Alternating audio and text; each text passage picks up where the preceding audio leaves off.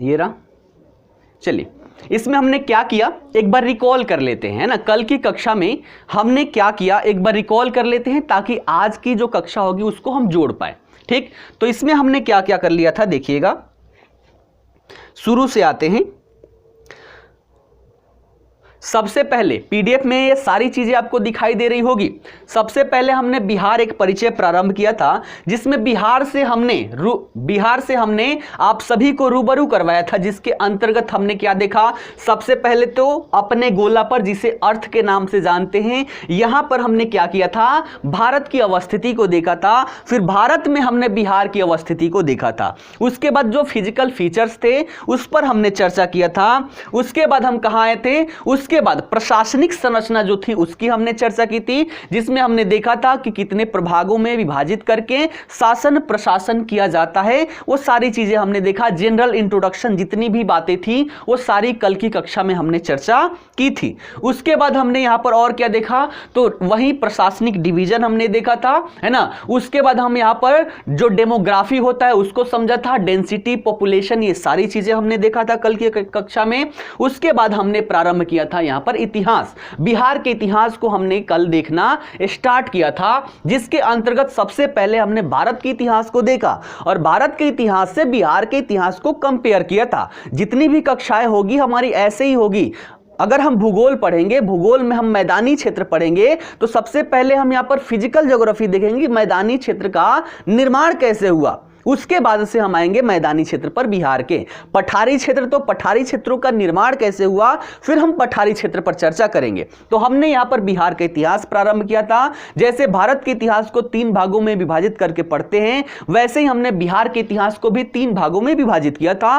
प्राचीन बिहार का इतिहास, मध्यकालीन बिहार का इतिहास, आधुनिक भारत का इतिहास, है ना। उसके बाद हमने कंपेयरिंग की थी कि भारत के इतिहास में क्या क्या पढ़ते हैं और बिहार के इतिहास में क्या क्या नहीं पढ़ना है, क्या क्या पढ़ना है, ये हमने चर्चा की। फिर मध्यकाल में हमने बात की, आधुनिक काल में बात की। ये सारी कक्षाएं हमें कल के आपने देखा होगा, कल के कक्षा में सारी बात हुई थी। तब हमने प्रारंभ किया था प्राचीन बिहार का इतिहास, जिसमें पहला चैप्टर हमारा क्या था, पाषाण काल, है ना।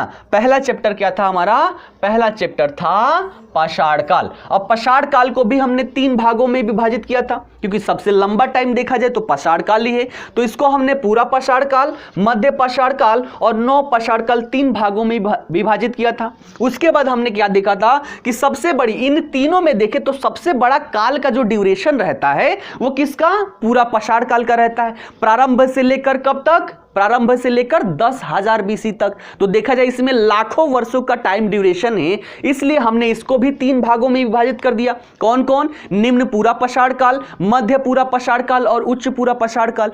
किसकी क्या विशेषताएं हैं ये भी मैंने समझाया था। निम्न पूरा पाषाण काल में बड़े बड़े पत्थरों का इस्तेमाल करते थे, फिर धीरे धीरे, है ना, निम्न पूरा पाषाण काल में जो कोर टूल्स हुआ करता था। उसके बाद मध्य पूरा पाषाण काल में देखा जाए तो फलक, है ना, फ्लेक का इस्तेमाल करने लग गए। उसके बाद उच्च पूरा पाषाण काल में ब्लेड नुमा संरचना देखने को मिला। फिर हमने देखा था मध्य पाषाण काल में क्या हो गया, मध्य पाषाण काल में माइक्रोलिथ्स प्रकार के औजारों का प्रयोग करने लगते हैं, जो तेज धारदार होते हैं और उससे बड़े आकार के पशु ही नहीं, छोटे आकार के पशुओं को भी यहां पर शिकार करने में आसानी मिल जाती है। ये सारी चीजें हमने देखा था। ठीक है, कौन कौन से क्षेत्र थे ये हमने देखा था। अब आगे बढ़ते हैं इसके आगे, और इसके आगे देखें तो आगे देखना था हमारा ताम्र पाषाण काल। पाषाण काल में मैंने बताया था 5 टॉपिक होते हैं, है ना। तो 5 में चौथा हमारा क्या हो गया, 3 तो पहले हमने देख लिया। उसके बाद चौथा हो जाता है ताम्र पाषाण काल, 5वां हो जाता है मध्य पाषाण काल। कल ही मैंने क्लियर किया था कि मध्य पाषाण काल जो है वो दक्कन की संस्कृति है ना, दक्षिणी भारत में वैसी संस्कृतियां देखने को मिली और दक्षिण भारत में हमारा बिहार अवस्थित नहीं है, इसलिए बिहार में हमें महापाषाण काल नहीं पढ़ना। ठीक है, यहां पर क्या पढ़ना है, ताम्र पाषाण काल। और ताम्र पाषाण काल की भी बात करें तो यह भी अलग अलग चरणों में देखने को मिलता है। ताम्र पाषाणी काल का जो चरण देखे 4 चरणों में देखने को मिलता है। पहला चरण जो सिंधु घाटी सभ्यता से पहले थी, दूसरा चरण जो सिंधु घाटी सभ्यता के साथ साथ चली, तीसरा चरण जो सिंधु घाटी सभ्यता के बाद की रही, और चौथा चरण देखें तो वैदिक काल के समय काल के आसपास हम देख सकते हैं। तो इसमें भी 4 चरणें रहती है। तो अगर हम बात करें ताम्र पाषाण काल की, अब हम आज से अब नया प्रारंभ कर रहे हैं। कल तक जितना हमने देखा था वो सारी चीजें हमने देखी। नवपाषाण काल में क्या था, कृषि का प्रारंभ हो जाता है। आगे इस चीज को मैं अभी जोड़ के दिखाऊंगा इतिहास से, ठीक, कैसे कैसे डेवलपमेंट होता है। अब बात करते हैं यहां पर ताम्रपाषाण काल की। और ताम्रपाषाण काल की बात करें तो शब्द, इसमें दो शब्द आपको दिखाई दे रहा होगा, एक और दो। ताम्र अर्थात तांबा, है ना, ताम्र अर्थात तांबा, और पाषाण अर्थात पत्थर। अर्थात वैसे समय काल जब मानवों के द्वारा पत्थर के साथ साथ एक नए धातु के रूप में तांबे का इस्तेमाल करना प्रारंभ किया जाता है, ऐसे समय काल को ताम्रपाषाण काल की संज्ञा दी जाती है। ऐसे समय काल को ताम्रपाषाण काल की संज्ञा दी जाती है। बिहार के परिप्रेक्ष्य में देखें, अभी मैंने बताया ये 4 चरणों में दिखाई पड़ता है। अभी हम देखें बिहार के परिप्रेक्ष्य में ताम्रपाषाणी काल का समय काल, तो याद रखिएगा 1800 बीसी से लेकर 1200 बीसी के अंतर्गत बिहार वाले क्षेत्र में ताम्रपाषाण काल से संबंधित स्थल दिखाई देते हैं। विशेषता क्या है, विशेषता क्या है, तो ऐसे समय काल जब मानवों के द्वारा पत्थरों के साथ साथ धातु के रूप में तांबे का इस्तेमाल प्रारंभ किया जाता है, ऐसे काल को ताम्रपाषाण काल कहते हैं। ठीक है, अब इससे स्थान कौन कौन से हैं याद रख लीजिएगा, मैप पर याद रखिएगा स्थान। ठीक है, मैप, तो सारी चीजें मैंने मैप पर कल दिखाई थी। देखिएगा, सबसे पहले सोनपुर, चिरांद, चेचर, सेनुअर, ताराडीह, ये जितने भी स्थान हैं, इन सभी स्थानों से ताम्रपाषाणी काल के हथियार जो हैं वो प्राप्त हुए हैं। ताम्रपाषाणी काल के हथियार प्राप्त हुए। हथियार कैसे होंगे, तो पत्थर और तांबा दोनों का प्रयोग होगा। मान लीजिए कैसे, तो यहां पर जो पत्थर का ये ऐसे संरचना हुआ करता था, तो यहां से नुकीले भाग पर तांबे का प्रयोग कर लेंगे और नुकीला हो जाएगा, है ना। तो पत्थर और तांबे दोनों का साथ साथ इस्तेमाल करते। ऐसा नहीं है कि केवल पत्थर का ये इस्तेमाल नहीं करते, केवल पत्थरों का भी ये इस्तेमाल करते हैं। कुल्हाड़ी भी बनाने का प्रयास करते हैं, लेकिन ये उतनी मजबूत नहीं होती। बाद में जाके क्या कर लेते हैं, ये कांसे का प्रयोग करना स्टार्ट कर लेते हैं, और कांसे का प्रयोग देखें तो तांबे से वो मजबूत होता है। इसीलिए सिंधु घाटी सभ्यता को कांस्य युगीन सभ्यता भी कहा जाता है। क्लियर है ना, क्लियर है। चलिए, तो याद रखिएगा, तांबे के साथ पत्थर के साथ तांबे का प्रयोग। क्षेत्र कौन कौन सा है, सोनपुर, चिरांद, चेचर, सेनुअर, ताराडीह। बिहार के परिप्रेक्ष्य में ताम्रपाषाणी काल का समय काल क्या रहा, तो 1800 से लेकर 1200 बीसी याद रखिएगा। ये समय काल देखें तो कौन सा है, हमने बात की थी ना वैदिक काल की। कब से प्रारंभ होता है, 1500 बीसी से प्रारंभ होता है। तो 1500 बीसी से लेकर 600 बीसी ये क्या रहता है, वैदिक काल, और उसी काल के संदर्भ में आपको ये दिखाई दे रहा है। ठीक है, तो समय काल याद रखिएगा, इसमें कंफ्यूज्ड नहीं होना है। इस समय देखें तो लोग जीवन यापन कैसे करते थे, तो यहां पर शिकार भी करते थे, और शिकार के साथ साथ कृषि कार्य भी किया करते थे, कृषि कार्य भी किया करते थे, क्योंकि नवपाषाण काल प्रारंभ हो चुका है। क्लियर है बातें सारी चीजें। चलिए, तो ताम्रपाषाण काल से संबंधित इतनी बातें याद रखिएगा।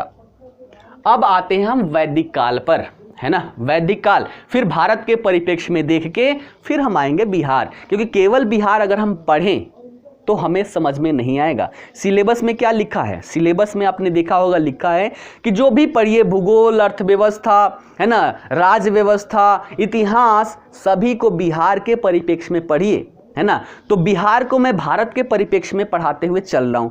अब भारत पढ़ना आपकी जिम्मेदारी है, वहां से कैसे रिलेट करना है थोड़ा सा हिंट देके फिर मैं बिहार पे हर चैप्टर को लेके आ रहा हूं, ताकि आप लोग अच्छे से रिलेट कर पाए, जोड़ पाए। क्लियर है। चलिए, अब बात करते हैं हम वैदिक काल की। वैदिक काल की बात करें तो इसका समय काल 1500 से लेकर 600 बीसी देखने को मिलता है। प्रारंभ कब होता है, 1500 बीसी में।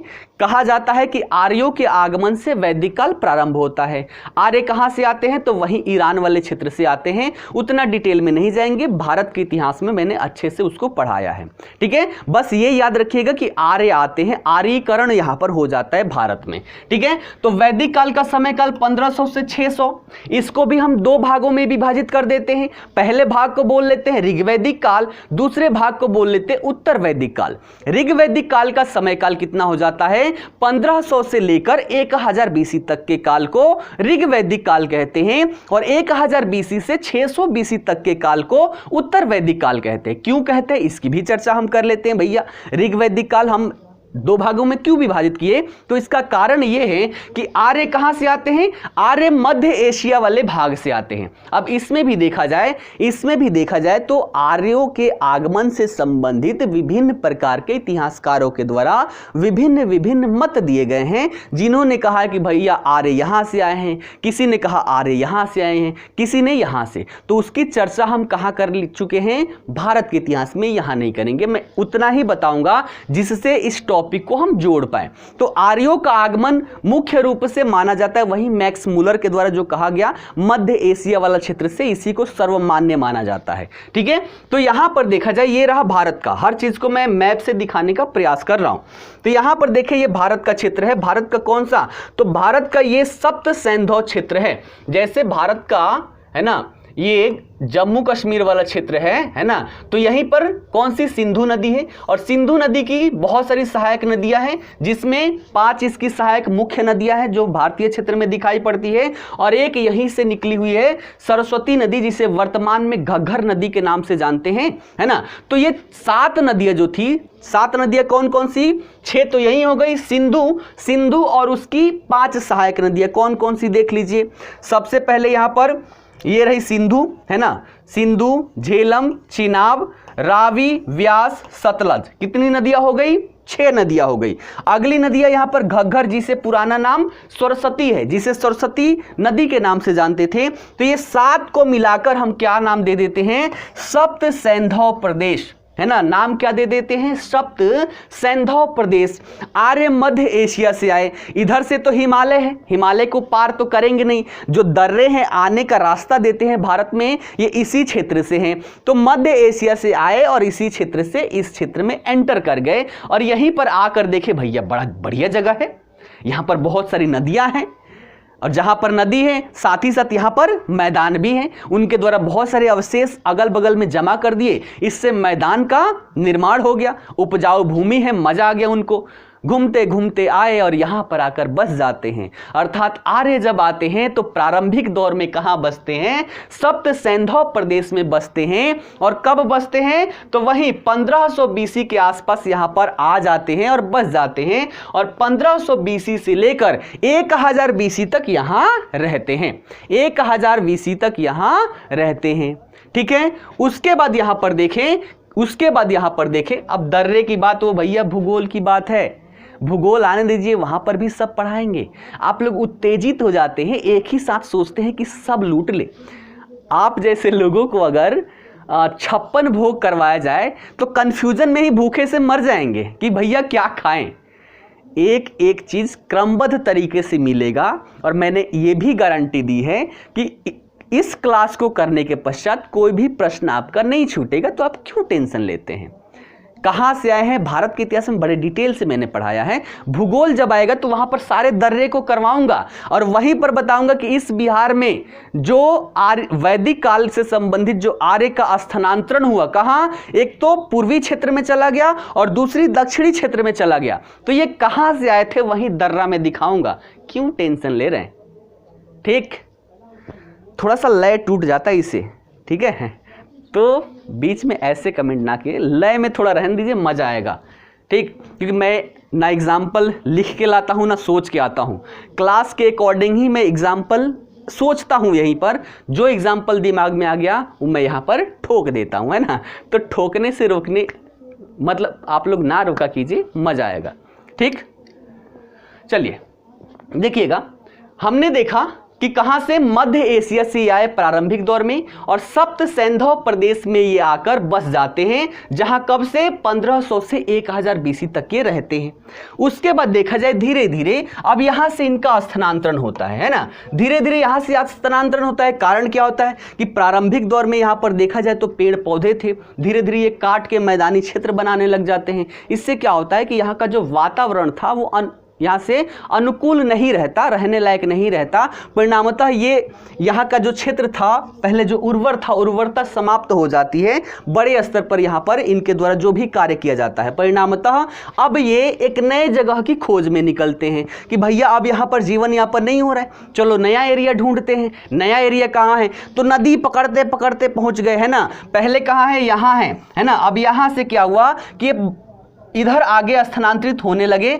स्थानांतरित होने क्रम में सरस्वती नदी के किनारे पर आकर पहले बसते हैं, है ना। सरस्वती नदी के किनारे पर आकर ये बसते हैं और फिर यहाँ से धीरे धीरे माधव विदेह के नेतृत्व में कहाँ पहुँच जाते हैं? तो बिहार का जो उत्तरी क्षेत्र है, उत्तरी क्षेत्र में ये पहुँच जाते हैं। तो यहाँ पर देखा जाए जो इनका स्थानांतरण हुआ, स्थानांतरण कब? 1000 BC के बाद से इनका स्थानांतरण प्रारंभ हुआ। कहाँ? तो इस हिसाब से देखें तो इसके हिसाब से कौन सा क्षेत्र हो रहा है हमारा? नीचे हो गया दक्षिण, इधर हो गया पूरब, अर्थात दक्षिण पूर्व में इनका स्थानांतरण होता है और इसी स्थानांतरण के क्रम में ये बिहार पहुंच जाते हैं, है ना। ये बिहार पहुंच जाते हैं। कब पहुंच जाते हैं? तो हम देखें तो 800 से लेकर 700 BC के अंतराल में ये बिहार के उत्तरी भागों से बिहार के मध्य भाग और थोड़े दक्षिणी भागों तक ये पहुंच जाते हैं। कब तक? 800 BC से 700 BC के समय काल के अंतर्गत बिहार के विभिन्न क्षेत्रों में प्रारंभिक दौर में ये बिहार का जो उत्तरी क्षेत्र है, तिरहुत क्षेत्र है, यहां पर बसते हैं। यहां पर कौन सी नदी है? गंडक नदी। तो गंडक नदी के किनारे पर जाकर बसते हैं। फिर धीरे धीरे 800 से 700 BC के दरमियान ये धीरे धीरे वहां से दक्षिण की तरफ स्थानांतरित होते हैं गंगा नदी, और गंगा को भी पार करके ये बिहार के विभिन्न भागों में बस जाते हैं। ये इतिहास है उत्तर वैदिक काल का। तो ये समझ में आ गया। उत्तर वैदिक काल आए कहां से? तो यहां पर आए सप्त सैंधव प्रदेश में, मध्य एशिया से आए। मध्य एशिया में सारी चीजें इन्होंने बर्बाद कर दिया, है ना। यहां की उर्वरता समाप्त कर दी। अब उर्वर क्षेत्र की प्राप्ति हेतु ये कहां बढ़ते हैं? दक्षिण पूर्वी क्षेत्र में स्थानांतरित होते हैं और यहां पर पहले सरस्वती नदी के किनारे पर रहते हैं। फिर यहां से स्थानांतरित होकर माधव विदेह के नेतृत्व में ये उत्तरी बिहार क्षेत्र में पहुंचते हैं और वहां से धीरे धीरे बिहार के दक्षिणी क्षेत्रों में भी इनका प्रवेश हो जाता है। तो इस प्रकार से आर्य जो थे वो बिहार में पहुंच जाते हैं। क्लियर है बात? समझ में आई? दिमाग में बैठाना है। मध्य एशिया से आया, सप्त सैंधव प्रदेश में बसे, यहाँ पर बड़े स्तर पर कृषि कार्य की, एक जंगलों की कटाई हुई, बरसात नहीं हुई, उर्वरा शक्ति खत्म हो गई। फिर नए जगह को ढूंढने के लिए कहाँ पहुंचते हैं? दक्षिण पूर्वी क्षेत्र में। ठीक,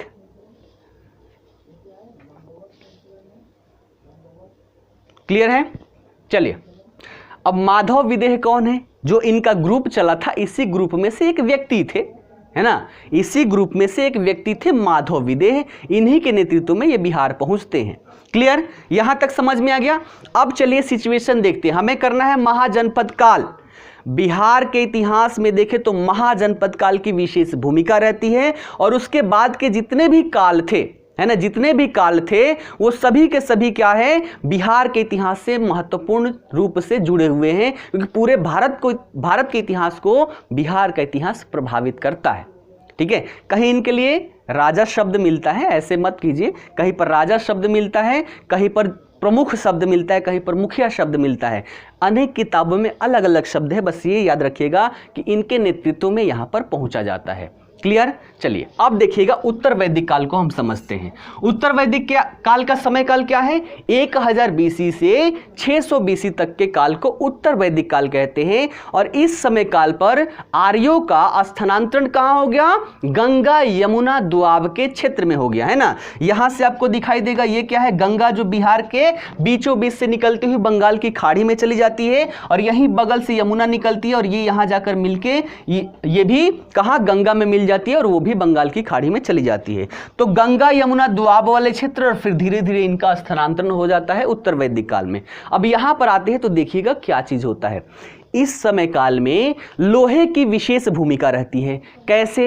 देखिएगा, अब यहां पर इस क्षेत्र में जंगल बड़े स्तर पर हुआ करते थे, बहुत जंगल यहां पर हुआ करते थे और इनको क्या करना है? एग्रीकल्चर करना है। तो पेड़ पे तो फसल को बोएंगे नहीं, पेड़ को काटना पड़ेगा, काट के मैदानी क्षेत्र बनाना पड़ेगा। पहले तो यहाँ पर मैदानी क्षेत्र बना के बर्बाद किए पड़े थे, अब यहाँ पर भी इनको मैदानी क्षेत्र बनाना है, पेड़ काटने हैं और पेड़ काटने के लिए पत्थरों से कटेगा नहीं। यहाँ पर लोहे की विशेष भूमिका यहां पर हो जाती है। लोहा तो इनको पहले से पता था, लेकिन इनके पास एक तकनीक नहीं थी, जिस तकनीक को हम कहते हैं प्रगलन तकनीक, है ना। हिंदी शब्द है प्रगलन, प्रगलन तकनीक। ये क्या है? तो लोहे को गलाकर मनचाहा उसको आकृति प्रदान करना, उसको हम प्रगलन तकनीक कहते हैं। आपने देखा होगा जो भट्ठियां होती है, भट्ठियों में लोहे को क्या किया जाता है, एकदम बहुत तेज ताप पर रखा जाता है, जिससे वो गल जाता है और गलने के बाद लिक्विड फॉर्म में आ जाता है।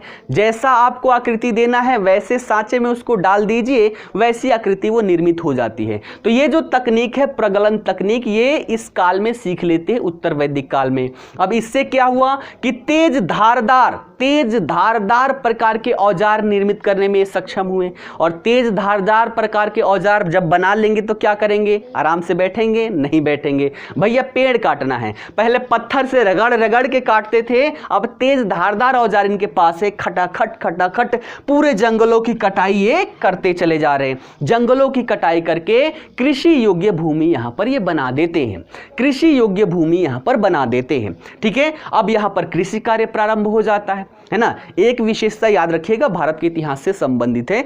इस समय काल में देखें तो जो इनकी अर्थव्यवस्था थी, समाज था, ये कबीलाई प्रकार का था। तो इस समय देखिए ये केवल पशुपालन करते थे, कृषि कार्य इनमें बहुत ही सीमित था। जहां पर भी ये जाते थे बहुत सारे पशुओं को लेकर ये जाया करते थे, साथ में कबीलाई अर्थव्यवस्था थी। यहां पर आकर कृषि कार्य सर्वप्रथम ये प्रारंभ करते हैं बृहद स्तर पर। तो पशुपालन पहले से ही जानते थे, कृषि कार्य ये यहां आकर प्रारंभ कर देते हैं। तो क्या हुआ? लोहे का इस्तेमाल करना ये सीख लेते हैं। क्यों? प्रगलन तकनीक के माध्यम से, जिसकी वजह से तेज और धारदार प्रकार के औजार ये निर्मित करने में सक्षम हो पाते हैं। और उन औजारों के माध्यमों से जंगलों की कटाई इनके द्वारा की जाती है। जंगलों की कटाई करके कृषि योग्य भूमि का निर्माण किया जाता है ना। कृषि योग्य भूमि का निर्माण करके कृषि कार्य प्रारंभ किया जाता है। जैसे सिंधु घाटी सभ्यता का थियरी थी, जैसे मैंने नव पाषाण काल में बताया था, वही थियरी यहां पर भी अप्लाई कर लेने हैं। कई बार भारत के इतिहास में देखें तो यह प्रश्न पूछा गया है कि द्वितीय, ऐसे पूछा गया है कि एक तरफ जो पहली नगरीकरण हुई, तो यहां पर पूछा गया है कि द्वितीय नगरीकरण में लोहे की भूमिका को व्यक्त कीजिए। तो लोहे की भूमिका मैं अभी यहां पर आपको समझा दूंगा, 2 से 3 मिनट लगेगा। आप भी इसका मुख्य परीक्षा उत्तर लेखन में प्रयोग कर सकते हैं। तो यहां पर जंगलों की कटाई हुई, कृषि कार्य प्रारंभ हुआ, और कृषि कार्य प्रारंभ होने से अब यहां पर क्या होने लगा? अधिशेष बचने लगा। क्या होने लगा? अधिशेष बचने लगा। अधिशेष का मतलब जितनी हमें आवश्यकता है उससे ज्यादा हमारे पास है, उस चीज को हम बोलते हैं अधिशेष। अर्थात अधिशेष बचने लगा। अधिशेष बचने से कई सारे लोग यहां पर फ्री हुए, इनके द्वारा विभिन्न प्रकार के शिल्प कार्य होने लगा, और विभिन्न प्रकार के शिल्प कार्य होने की वजह से यहां पर क्या होने लगा? व्यापार वाणिज्य होने लगा, बाजारों का निर्माण होने लगा, और बाजारों का निर्माण होते होते धीरे धीरे इन्हीं व्यापार वाणिज्य की वजह से नगरीकरण देखने को मिलता है। और यह नगरीकरण आप महाजनपद काल के रूप में देखते हैं।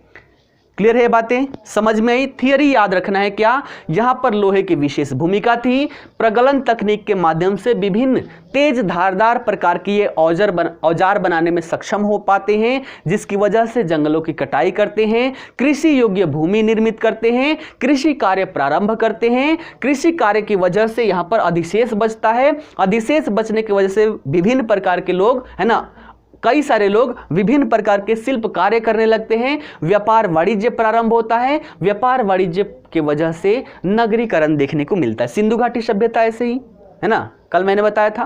तो ये बातें क्लियर है, ये सारी चीजें समझ में आ गई। दोनों में डिफरेंस देख लीजिएगा, याद रखिएगा। यहां पर कबीलाई अर्थव्यवस्था है, ये क्या हो रहा है इसको, ठीक है। यहां पर क्या है? कबीलाई अर्थव्यवस्था है। यहां पर अब समाज परिवर्तित होने लगा है। यहां पर कृषि कार्य और पशुपालन दोनों ही हो रहे। क्लियर है यहां तक कंसेप्ट? आगे बढ़ें। इस समय देखिएगा, याद रखिएगा, बिहार वाले क्षेत्र से उत्तरी काले मृदभांड भी प्राप्त होते हैं, जो उत्तर वैदिक काल से संबंधित है। ये बात याद रखिएगा। चलिए अब आगे आते हैं हम कहां? महाजनपद काल पर। ठीक है, हर जगह मैप का मैंने इस्तेमाल किया है, हर जगह मैप का इस्तेमाल किया है। आप सभी लोग इसका लाभ उठाइएगा। ठीक, मैप से क्या होता है, जगह जो होती है माइंड में सेटअप हो जाती है। अगर मैं बोलूं अंग की बात कर रहे हैं तो दिखना चाहिए कि भैया यहां पर अंग है। क्लियर है? वो वाला नहीं, अंग से अंग, वो गाना वाला नहीं करना है, ठीक है ना। यहाँ की अंग की बात करनी है जो आपके बिहार वाले क्षेत्र में देखने को मिलता है। तो अब हम बात करते हैं महाजनपद काल की। इसकी पृष्ठभूमि हमने देखी कहाँ, उत्तर वैदिक काल में। हुआ क्या, सिचुएशन क्या हुआ, तो वहां पर लोहे का प्रगलन तकनीक उन्होंने सीख लिया, है ना। प्रगलन तकनीक वहां पर सीख लिया, है ना। प्रगलन तकनीक, जरासंध आएंगे, आगे आएंगे भैया, सब कुछ मिलेगा, क्यों टेंशन ले रहे हैं। तो प्रगलन तकनीक की वजह से तेज धारदार औजार बनाए, औजार की वजह से जंगल काटे, कृषि कार्य की अधिशेष बचा, शिल्प यहाँ पर निर्माण होने लगा, व्यापार वाणिज्य हुआ और इससे नगरीकरण होने लगा। ठीक है, तो यहाँ पर देखें ऋग वैदिक काल में क्या था, ऋग वैदिक काल में कबीलाई व्यवस्था हुआ करती थी, जबकि उत्तर वैदिक काल में यह व्यवस्था, कबीलाई व्यवस्था के जगह पर क्षेत्रीय राज्य के रूप में उदित होने लगा था। क्यों? क्योंकि ये कृषि कार्य कर रहे हैं और कृषि कार्य करने के लिए इनको एक जगह पर अस्थायी रहना पड़ेगा। कबीलाई व्यवस्था में कृषि कार्य नहीं था, इनके पास पशु हुआ करती थी, जहां जाते थे लेके चले जाते थे, यानी कि राज्य की संकल्पना से कोई मतलब नहीं था। लेकिन यहां पर क्या करना है, कृषि कार्य करना है। किसी क्षेत्र में कृषि कार्य करने के लिए निश्चित समय तक वहां रहना पड़ता है, इसलिए यहां पर क्षेत्रीय राज्य की संकल्पना का उदय होने लगा था, जो लगभग 600 BC तक पूर्णतः विकसित हो चुका था। और इस क्षेत्रीय राज्य को यहां पर जनपद कहा जाता था, है ना। क्षेत्रीय राज्य को जनपद कहा जाता था, यानी कि जिस क्षेत्र में बहुत सारे लोग रहते थे उसको जनपद कहा जाता था।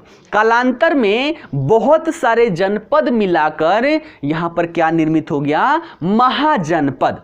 तो यहां पर विभिन्न बहुत सारे क्या थे, जनपद थे। बहुत सारे जनपद आपस में मिलकर एक महाजनपद का रूप धर लिए और उसमें देखें तो कितने जनपद, 16 महाजनपद आपको देखने को मिलता है। 16 महाजनपदों का रिकॉल करना है तो बोलिए करा देते हैं, नहीं तो बिहार से संबंधित 3 को लेकर हम आगे बढ़ते हैं। रिकॉल करना है 16 महाजनपदों का रिकॉल करने, एक बार स्थान दिखा देता हूं। अगर राजधानी और स्थान भी जानने की इच्छा हो तो व्यक्त कीजिएगा, मैं उसको कवर करते हुए फिर आगे बढ़ूंगा। 16 महाजनपद कब बन गया, 600 BC के आसपास। अब देखिएगा, चलिए सबको रिकॉल करना है, चलिए पहले स्थान देख लीजिए फिर रिकॉल करवा देता हूं। देखिए सबसे पहले देखिए, कई बार तो प्रश्न ऐसे पूछे जाते हैं कि 16 महाजनपदों में से कौन सा महाजनपद सबसे दक्षिण में है, कौन सा महाजनपद सबसे उत्तर में है, इस प्रकार से। हाँ वाले में बहुत सारे हैं, ना वाले में 1-2 लोग हैं। तो चलिए देख लेते हैं, वोटिंग के साथ जाएंगे। ठीक, तो देखिएगा सबसे उत्तर में देखें तो यहां पर आपको दिखाई देगा कंबोज। 16 महाजनपदों का स्थान देख लीजिए और इसमें से बिहार को मैं हाईलाइट करवाता हूं। सबसे उत्तर में है कंबोज, उसके दक्षिण में आए तो आपको दिखाई देगा गंधार, है ना। उसके बाद ये वाला क्षेत्र दिखाई दे रहा है, यहां पर आपको दिखाई देगा कुरु। कुरु के हम जाएंगे दक्षिण पूर्व में तो आपको पंचाल दिखाई देगा, फिर इससे दक्षिण पूर्व में जाएंगे तो कौशल दिखाई देगा, फिर दक्षिण पूर्व में जाएंगे तो मल्लगढ़ राज्य दिखाई देगा और उसके पूर्व में जाएंगे तो आपको व्रजी संघ दिखाई देगा, जो विश्व का प्रथम गणतंत्र था। ठीक है, उसके बाद देखें व्रजी संघ से जब हम दक्षिण में आएंगे तो यहां पर आपको अंग प्रदेश दिखाई देगा। अंग प्रदेश से जब हम पश्चिम की तरफ आएंगे तो आपको मगध दिखाई देगा। मगध से थोड़ा सा हम उत्तर पश्चिम की तरफ जाएंगे तो आपको काशी दिखाई देगा। काशी से हम डायरेक्टली अगर पश्चिम आए तो आपको वत्स दिखाई देगा और वत्स से, है ना, वत्स से थोड़ा सा हम कहां जाएं, उत्तर पश्चिम में जाए तो आपको सूरसेन दिखाई देगा। फिर सूरसेन से हम कहां आए, दक्षिण पश्चिम में आए तो आपको मत्स्य दिखाई देगा।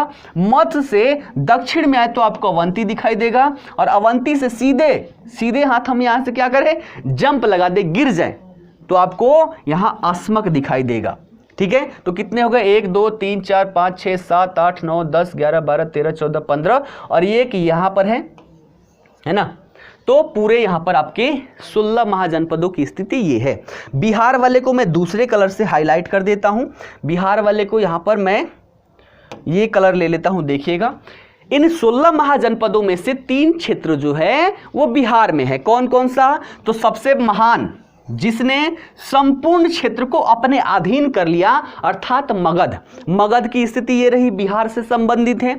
दूसरा यहां पर है अंग, अंग भी बिहार से संबंधित है। और वृजी महासंघ है ना, वृजी महासंघ है ना, इसमें क्या थे, 8 राज्य मिलकर एक संघ बनाए थे। तो ये 3 क्षेत्र हैं, वृज, अंग और मगध, ये 3 क्षेत्र जो है आपको बिहार से संबंधित है। इन्हीं 3 के बारे में हमें पढ़ना है, ठीक है। बाकी का अगर रिकॉल करना है, सभी लोगों ने यहां पर इच्छा व्यक्त की है, तो उसका पीडीएफ है, मैं एक बार रिकॉल करवा देता हूं, देख लीजिएगा। देखिएगा, ये 16 महाजनपद है, स्थिति भी यहां पर लिखा हुआ है, ध्यान रख लीजिएगा। कई बार यहां से राजधानी भी पूछ लेता है। तो सबसे पहला मगध की बात करें, मगध की राजधानी गिरिव्रज या राजगृह रहता है, बाद में जाके पाटलिपुत्र इसका राजधानी बन जाता है। कहां पर अवस्थित है, तो वर्तमान में पटना, गया, शाहाबाद जिला जो है बिहार का, यहां पर अवस्थित है। दूसरा यहां पर है अंग, अंग की राजधानी थी चंपा, और ये कहां पर है, तो आधुनिक भागलपुर और मुंगेर का जो क्षेत्र है बिहार वाले में, यहां पर अवस्थित है। फिर अगला यहां पर महाजनपद है काशी, जिसकी राजधानी वाराणसी थी, है ना, बनारस तब नाम था, वर्तमान का जो यूपी का वाराणसी है यहां पर देखने को मिलता है। फिर अगला है कौशल, कौशल की राजधानी श्रावस्ती, ये कौन सा, आधुनिक अवध का क्षेत्र है, जहां पर आपको फैजाबाद, गोंडा, बहराइच ये सारे दिखाई देते हैं। उसके बाद अगला क्षेत्र है वत्स, अगला महाजनपद है वत्स, वत्स की राजधानी है कौशांबी, और यह वर्तमान इलाहाबाद और मिर्जापुर का जो क्षेत्र है वहां पर अवस्थित है। उसके बाद अगला महाजनपद है चेदी, चेदी की बात करें तो इसकी राजधानी सोथीवती या फिर सुक्तिमती, दोनों नाम आपको दिखाई देता है। वर्तमान बुंदेलखंड जो है उत्तर प्रदेश और मध्य प्रदेश वाला क्षेत्र यहां पर दिखाई देता है। उसके बाद अगला क्षेत्र यहां पर कौन सा है, अगला क्षेत्र है कुरु, इसकी राजधानी थी 2, इंद्रप्रस्थ और हस्तिनापुर, वर्तमान का जो दिल्ली मेरठ के समीपवर्ती क्षेत्र है थानेश्वर, वहां पर यह देखने को मिलता था। फिर अगला है पंचाल, है ना, उत्तरी पंचाल का राजधानी अहिछत्र जो बरेली में अवस्थित है, और दक्षिणी पंचाल का राजधानी काम्पिल्य जो कनौज में अवस्थित है, यह देखने को मिलता है राजधानी के रूप में। और वर्तमान में देखें तो रुहेलखंड, बरेली, पीलीभीत, बदायूं, बुलंदशहर, अलीगढ़, ये सभी जो क्षेत्र है उत्तर प्रदेश के, यहां पर आपको ये महाजनपद देखने को मिलता है। अगला है मत्स्य, और मत्स्य की राजधानी थी विराटनगर, ये कहां पर है, तो वर्तमान के जयपुर, भरतपुर, अलवर जो राजस्थान के क्षेत्र है वहां पर आपको देखने को मिलता है। फिर अगला है सूरसेन, इसकी राजधानी थी मथुरा, है ना, और वर्तमान में जो उत्तर प्रदेश का व्रजमंडल क्षेत्र है यहां पर आपको दिखाई देता है। फिर अगला है अस्मक, इसका राजधानी 2 थी, है ना, प्रतिष्ठान पोटन, ठीक है, इसी को पोटली या पैठान भी कहते हैं। तो यहां पर देखिए अस्मक की राजधानी प्रतिष्ठान पोटन, कौन सा क्षेत्र है, तो वर्तमान में जो नर्मदा और गोदावरी नदी का घाट जो मध्य क्षेत्र है वहां पर यह देखने को मिलता था। उसके बाद अगला है अवंती, उत्तरी अवंती की राजधानी थी उज्जैन, और दक्षिणी अवंती की राजधानी थी माहिष्मती, है ना, जो पश्चिमी और मध्य मालवा क्षेत्र है यहां पर दिखाई पड़ता है। उसके बाद देखिए अगला है गंधार, गंधार की राजधानी तक्षशिला या फिर इसी का पुराना नाम है पुष्क कलावती, जो पश्चिमी पाकिस्तान और पूर्वी अफगानिस्तान क्षेत्र में देखने को मिलता है।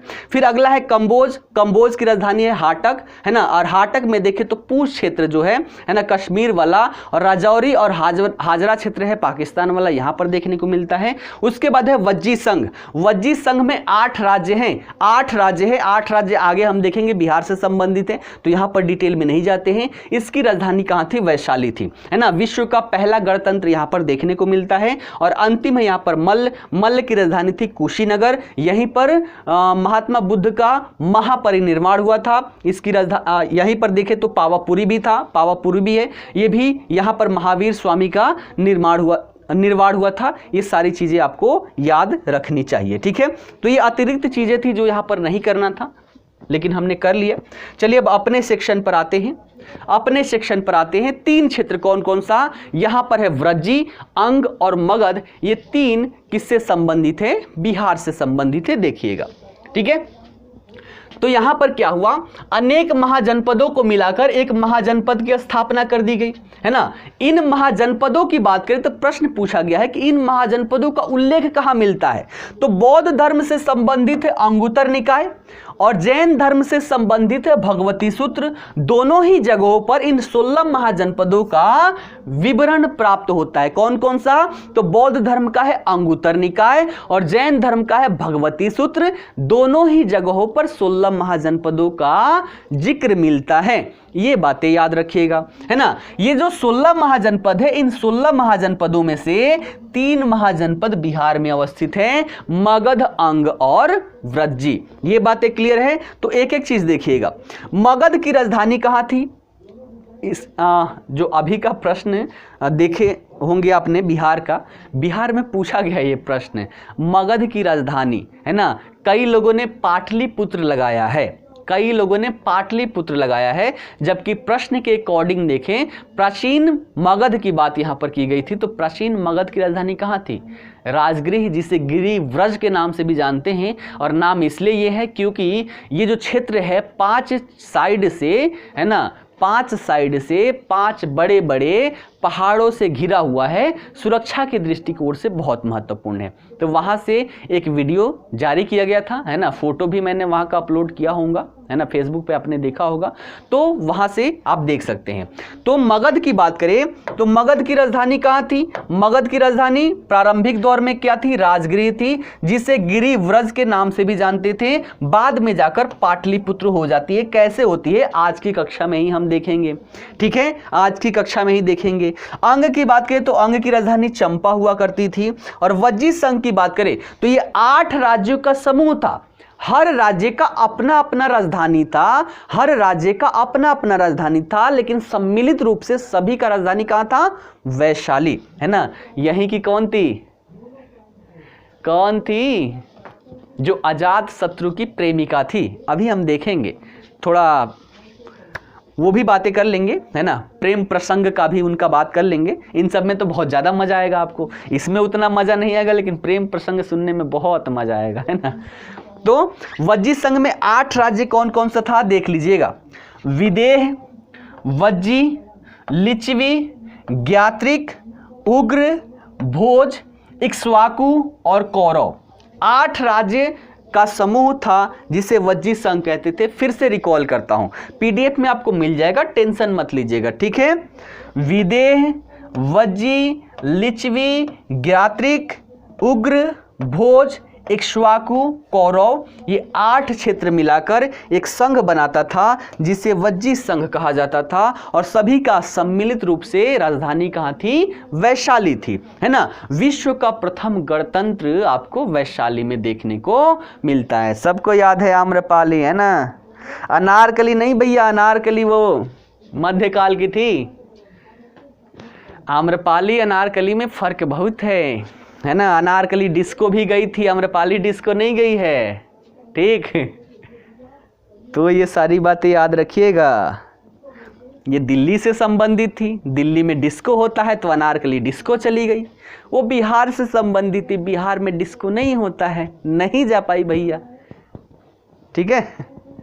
चलिए, तो ये समझ में आ गया, स्थान भी समझ में आ गया, कौन कौन से क्षेत्र हैं ध्यान में रखना है। ये व्रजी, अंग और मगध, सारी कहानी इसी पर चलेगी। अब देखेंगे कि इसमें से देखा जाए तो 6 राजवंश जो हैं महत्वपूर्ण यहाँ पर मजबूत शासक के रूप में स्थापित होते हैं।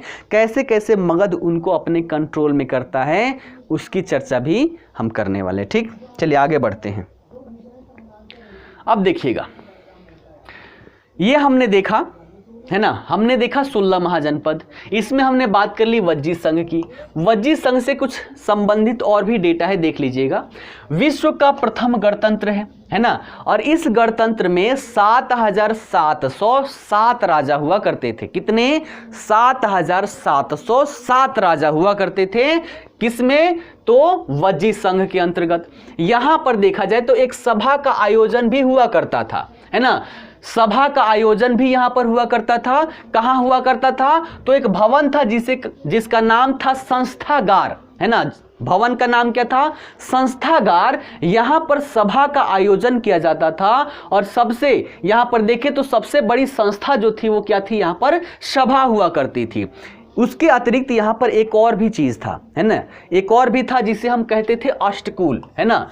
अष्टकुल कहते थे। ये भी क्या था? समूह था। क्या समूह था? तो 8 गणराज्यों का प्रतिनिधि। अभी हमने जो 8 नाम देखा ना, उन 8 राज्यों के जो प्रतिनिधि हुआ करते थे, उन सभी को मिलकर एक समूह बनता था। उस समूह को बोलते थे अष्टकुल। ठीक है, तो अष्टकुल क्या था? ये 8 गणराज्यों के प्रतिनिधि यहां पर हुआ करते थे और इन्हीं को मिलाकर यहां पर न्याय महासमिति का निर्माण हुआ करता था। न्याय महासमिति का निर्माण हुआ करता था। इसके साथ साथ ग्राम प्रशासन भी यहां पर था और नगर प्रशासन भी था। ग्राम प्रशासन की बात करें तो ग्राम प्रशासन के लिए गमगामिनी और देखा जाए तो नगर प्रशासन के लिए पूर्वगामिक यहां पर नियुक्त किया जाता था। गमगामिनी क्या था? तो ये गांव का मुखिया हुआ करता था। और पूर्वगामी क्या था? तो जो औद्योगिक इकाइयां हुआ करती थी, औद्योगिक इकाइयों का प्रधान हुआ करता था, इसको पूर्वगामी कहते थे। तो ऐसी संरचना थी वज्जी संघ की। इसके बाद देखें, जैसे अन्य राजतंत्र में हम देखें, राजा कोई भी निर्णय लेने के लिए एक परिषद रखता था, उनसे सलाह मांगता था। लेकिन यहां पर देखें तो सलाह मतलब दिया गया परिषद के द्वारा, लेकिन राजा मानने के लिए बाध्य नहीं होता था, है ना। राजा निरंकुश प्रकार का हुआ करता था। लेकिन ये क्या है? गणतंत्र है। गणतंत्र का मतलब जहां पर राजा चुना जाता था, यहां पर कोई भी निर्णय लिया जाता था वो मतदान के आधार पर लिया जाता था। और इसमें गण पूर्ति जो होती है, अर्थात कोई भी निर्णय लेना है तभी वो निर्णय माना जाएगा जब गण पूर्ति उसमें 20 होगी। 20 लोगों की गण पूर्ति होती थी तो वोटिंग कराया जाता था। यहां पर कोई निर्णय लेना हो तो इसके लिए वोटिंग कराया जाता था। और जब तक 20 लोग, कम से कम 20 लोग उस निर्णय के प्रति सहमत नहीं होते थे, उस निर्णय को नहीं माना जाता था। ऐसी व्यवस्था आपको वज्जी संघ में देखने को मिलती है। ठीक है, अब देखिएगा, ये 16 महाजनपद हमने देखा। इन 16 महाजनपदों में से कुछ महाजनपद शक्तिशाली उभर के सामने आते हैं। देखिएगा कैसे।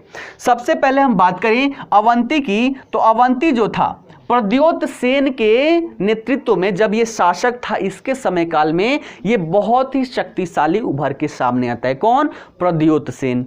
उसके बाद अगला देखें, वत्स की बात करें, है ना। वत्स की बात करें तो वत्स पौरव वंश के शासक था उदयन, है ना। उदयन के नेतृत्व में ये महत्वपूर्ण साबित हो गया है। उदयन वो वाला नहीं, अभी मगध में भी देखने को मिलेगा। ठीक, तो टेंशन मत लीजिएगा। ठीक, उसके बाद यहां पर देखें कौशल राजवंश की बात करें तो कौशल जो था एक्ष्वाकु वंश का जो शासक था प्रसेनजीत, प्रसेनजीत के नेतृत्व में ताकतवर हो जाता है। फिर वज्जी संघ की बात करें तो ये तो 8 संघ था और समूह में जो होता है वो तो खुद ही यहां पर मजबूत होता है। और मगध की बात करें तो हर्यक वंश का जो बिंबिसार था, बिंबिसार के समय काल में ये शक्तिशाली हो जाता है। तो 16 महाजनपदों में से ये 5 क्षेत्र ऐसे थे जो यहां पर शक्तिशाली उभर के सामने आते हैं। अवंती प्रद्योत सेन के नेतृत्व में, वत्स उदयन के नेतृत्व में, कौशल प्रसेनजीत के नेतृत्व में, वज्जी संघ ये तो 8 समूह ही था। और मगध की बात करें बिंबिसार के नेतृत्व में, ये 5 क्षेत्र शक्तिशाली उभर के सामने आते हैं। और 5 शक्तिशाली हैं तो इनमें कॉन्फ्लिक्ट तो होगा ही। अब देखिएगा कैसे कैसे यहां पर मगध का उत्कर्ष होता है। इन सभी क्षेत्रों में से मगध का उत्कर्ष कैसे हो जाता है, उत्कर्ष के कारण क्या रहे, रिजल्ट क्या रहे, सभी की हम यहां पर चर्चा करेंगे। ठीक है, तो देखिएगा हम बात करते हैं मगध साम्राज्य का उदय कैसे हुआ। इसके कारणों की अगर बात करें तो बहुत सारे कारण हैं। सबसे पहला और महत्वपूर्ण कारण है इसकी भौगोलिक स्थिति, है ना। इसकी भौगोलिक स्थिति, भौगोलिक स्थिति की अगर हम बात करें, इसको मिटा दूं,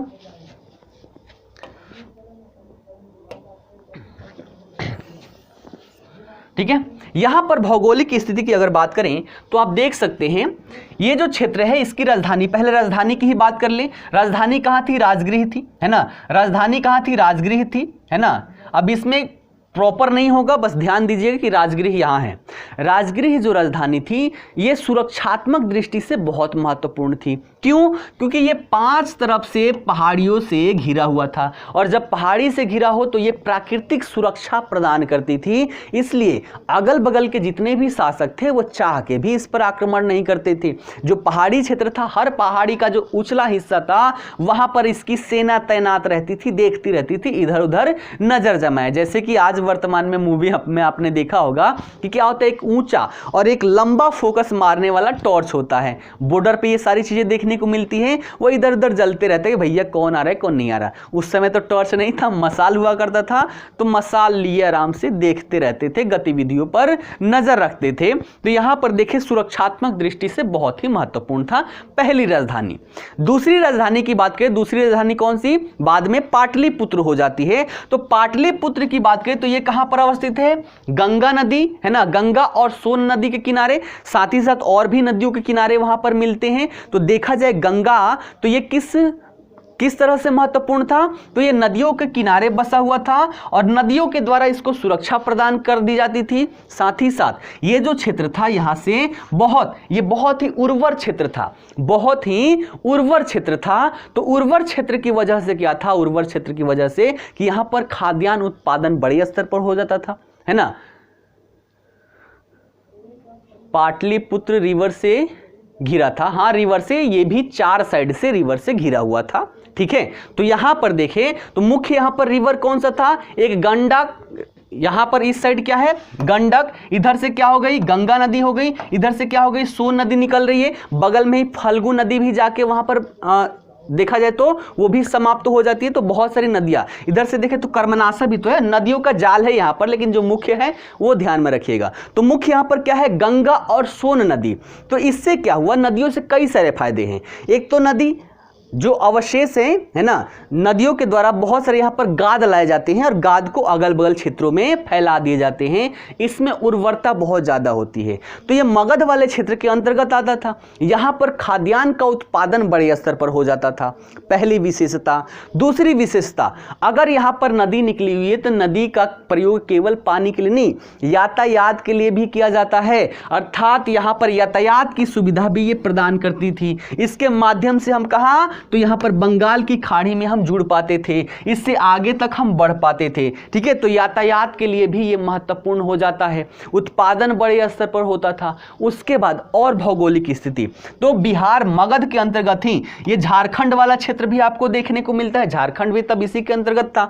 और बिहार के दक्षिण वाले क्षेत्र में देखिए जो झारखंड का क्षेत्र है, यहां पर क्या था, बड़े स्तर पर खनिज संसाधन की प्राप्ति हो जाती थी, जहां से सोना, तांबा, लोहा, ये सारी चीजें प्राप्त होती थी। अब देखा जाए इन सब में तो लोहा बहुत ही महत्वपूर्ण था, तो लोहा इनको यहां से प्राप्त हो जाती थी। उन लोहे का प्रयोग करते थे विभिन्न प्रकार के औजार बनाने में, हथियार बनाने में। औजार की वजह से ये कृषि कार्य तेजी से कर पाए और हथियार की वजह से शक्तिशाली हो पाए। इसी शक्ति का प्रयोग करके बाकी सबको इनके द्वारा कूटा गया था, है ना। देखो हमारे पास क्या है, मगध के लोहे का हथियार है, याद रखना बहुत मजबूत है, ठीक है।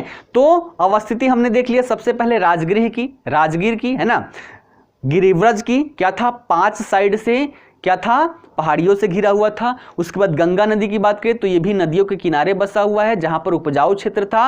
और साथ ही साथ यहां पर देखें तो यातायात का देखने को मिला। उसके बाद ये हमारा बिहार का दक्षिणी क्षेत्र है, यहां पर क्या था, खनिज संसाधन। उसके बाद देखिए अगला क्या, तो अगला हम देख सकते हैं ये जंगली इलाका है, जंगल से इनको लकड़ी की प्राप्ति हो जाती थी, जिसके माध्यम से विभिन्न प्रकार के नाव बना लेते थे, हथियारों में बेंट के रूप में प्रयोग कर लेते थे, है ना। तो लकड़ी की प्राप्त हो जाती थी। उसके बाद देखें तो जंगल से ही इनको हाथी भी मिल जाती थी।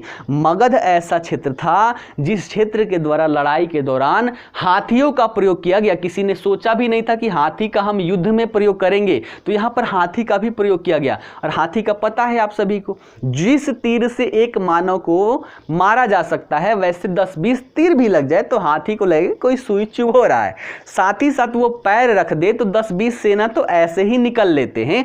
तो इस दृष्टिकोण से हाथी की यहाँ पर महत्वपूर्ण भूमिका रही।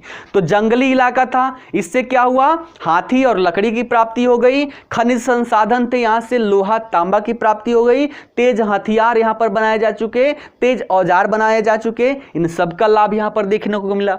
और क्या देख सकते हैं, और यहाँ पर क्या देख सकते हैं, और देखिएगा बौद्ध एवं जैन धर्म की विशेष भूमिका यहां पर रहती है। इस समय देखें ये वैदिक काल में क्या हुआ, ब्राह्मणवादी धर्म जो था यहां पर बड़े स्तर पर देखने को मिली और इसमें विभिन्न प्रकार की कुरीतियां देखने को मिली। जैसे बलि प्रथा आ गई, भैया यज्ञ हो रहा है तो उसमें सोमरस चढ़ाने ही चढ़ाने। कितने लोग चढ़ाते हैं सोमरस, है ना। सोमरस पीते भी थे और चढ़ाते भी थे। आप में से कितने लोग सोमरस का सेवन करते हैं, थोड़ा सा बताएंगे, है ना। तो यहाँ पर सोमरस था, बलि प्रथा थी। उसके बाद देखा जाए तो महिलाओं की स्थिति एकदम निम्न कर दिया गया। पहले सिंधु घाटी सभ्यता में देखें तो पुरुषों और महिलाओं में कोई भेद नहीं था। कार्य की बात करें तो उसका भी बंटवारा था। घर के आसपास का कार्य महिलाओं को दे दिया गया, दूर का कार्य पुरुषों को दे दिया गया। दोनों में विभिन्नता नहीं थी। लेकिन जैसे जैसे वैदिक काल में देखें, महिलाओं की स्थिति को गिराया जाता गया और इनकी स्थिति इतनी गिर गई कि समाज में इनकी स्थिति रही ही नहीं, है ना। लोग वस्तु जैसे, है ना, महिलाओं का प्रयोग वस्तु जैसे करने लग गए थे।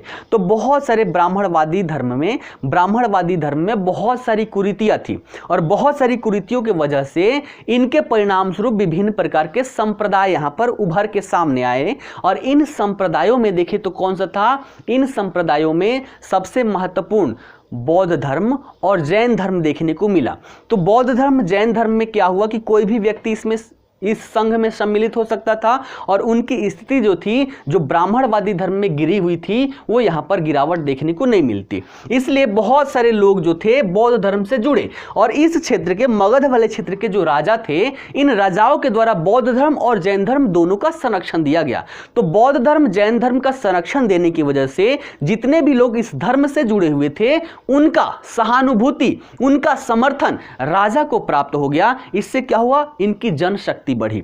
ठीक है, ये कारण थे। इसके बाद देखें तो राजाओं की भूमिका भी थी। यहां पर कई सारे ऐसे राजा, महत्वपूर्ण राजा उद्भव लेते हैं, जन्म लेते हैं, जिनकी वजह से विभिन्न क्षेत्रों को मगध के अंतर्गत लेकर चला आया जाता है ना। जैसे यहां पर हम बात कर ले, पहले बिंबिसार हो गया, अजातशत्रु हो गया, उसके बाद अशोक की बात कर सकते हैं, उससे पहले महापद्मनंद था, नंद वंश का धनानंद था। तो ये सभी यहां पर महान शासक थे, जो शक्तिशाली शासक थे और उनके प्रति कोई युद्ध का आह्वान करने के लिए भी डरा करता था। तो यहां पर देखिए कौन कौन से कारण हम देख लिए जिसकी वजह से मगध साम्राज्य का उदय हुआ। तो सबसे पहले राजगृह जो राजधानी थी, चारों ओर से पहाड़ी से घिरी हुई थी। मगध की बात करें तो मगध कौन से क्षेत्र में था, गंगा सोन नदी के तट पर था। यह उपजाऊ क्षेत्र था, साथ ही साथ जल यातायात भी प्रदान करता था। उसके बाद खनिज पदार्थों की उपलब्धता थी बिहार के दक्षिण वाले क्षेत्र में, जहां से लोहा, तांबा, इन सभी की प्राप्ति हो जाती थी और इससे तेज हथियार, साथ ही साथ कृषि कार्य और साथ ही साथ इससे क्या हुआ, युद्ध में भी इनको सफलता प्राप्त हुई। प्रचुर मात्रा में वन संसाधन यहां पर थे, जहां से लकड़ी, हाथी, इन सब की प्राप्ति हो जाती थी। बौद्ध एवं जैन धर्म की वजह से यहां पर क्या हुआ, राजाओं को जन समर्थन की प्राप्ति हुई। राजाओं की भूमिका में देखें तो बिंबिसार, अजातशत्रु, नंद वंश, मौर्य वंश, ये सभी से संबंधित जो शासक रहे, इन सभी की महत्वपूर्ण भूमिका रही और इन सभी के कारण इन 16 महाजनपदों में से मगध महाजनपद उभर के सामने आता है। और जो आपका क्षेत्र यहां तक दिखाई देता है, धीरे धीरे आप देखेंगे कि ये जो क्षेत्र था, ऐसे इतना बड़ा क्षेत्र बन के सामने आ जाता है। बाद में देखें तो दक्षिण में भी इसका विस्तार होता है। तो ये धीरे धीरे क्या होता है कि इसका साम्राज्य का विस्तार होते रहता है। यहां तक कोई डाउट है तो पूछ लीजिए, अन्यथा की स्थिति में हम आगे बढ़ते हैं। सोमरस की बात करें, जो देसी दारू समझ लीजिए, देसी दारू जैसा नहीं था, है ना, लेकिन फिर भी देखा जाए तो इंजॉयमेंट के लिए ये प्रयोग में लाया जाता था और उनका मानना था कि भगवान को भी इसे चढ़ाना है, यज्ञ में आहुति देना है, अर्थात भगवान को भी देंगे तो वो भी मजे में रहेंगे आराम से, है ना, और उसके बाद खुद भी पिया करते थे। ठीक है, कोई भी डाउट है तो पूछ लीजिए।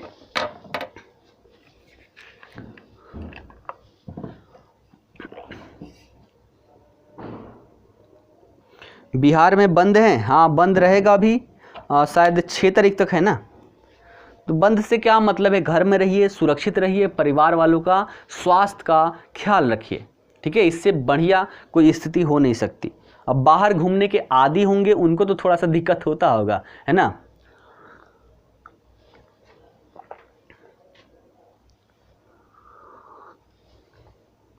चलिए अभी राजाओं पर आएंगे। अभी राजाओं की बात ही हमने कहा की, है ना।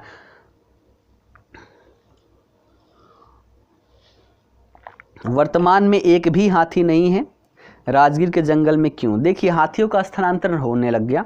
अभी देखें तो भारत में कितने हाथी हैं।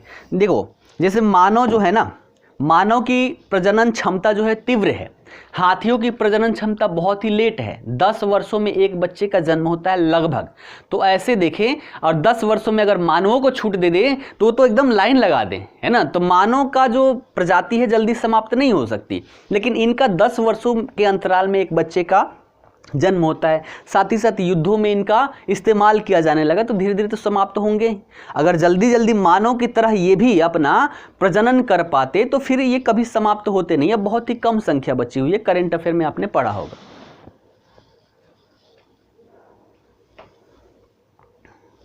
ठीक है, कोई डाउट नहीं है।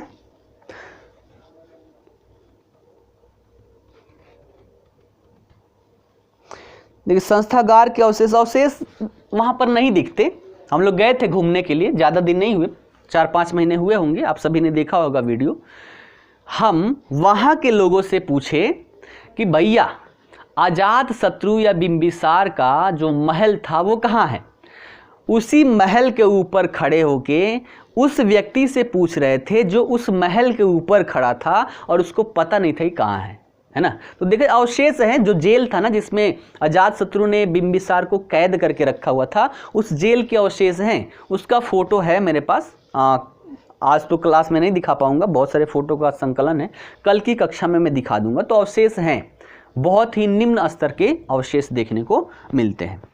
ठीक है, चलिए, किसी को पता नहीं होता क्योंकि बिहार सरकार इसके प्रति जागरूक नहीं है। अगर बिहार सरकार इसके प्रति जागरूक रहती तो लोगों को वहां पर जागरूकता, लोगों में जागरूकता लाती, लोगों को बताती कि भैया ये जो क्षेत्र है, इतना बड़ा क्षेत्र है, उसके महत्व को बताती कि यही वो क्षेत्र है, यही वो क्षेत्र है जहां से पूरे भारत के इतिहास को परिवर्तित कर दिया गया। तो ऐसा लोगों में जागरूकता ही नहीं है। ठीक है,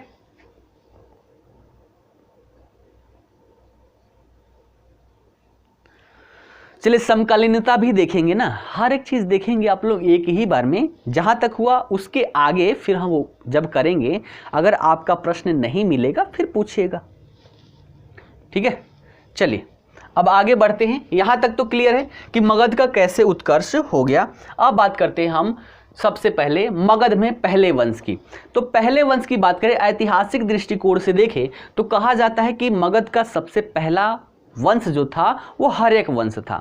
लेकिन पुरातात्विक स्रोतों की अगर हम बात करें, पौराणिक स्रोतों की बात करें, तो इसके आधार पर कहा जाता है कि पहला वंश जो था वो बृहदत्त वंश था। तो दोनों के बारे में पढ़ लेते हैं। बृहदत्त वंश पढ़ने में ज़्यादा समय नहीं लगेगा, इसको भी हम यहाँ पर कर लेते हैं। ठीक है, तो देखिए, सबसे पहले हम बात करते हैं बृहदत्त वंश की। इसका संस्थापक कौन था? बृहदत्त था।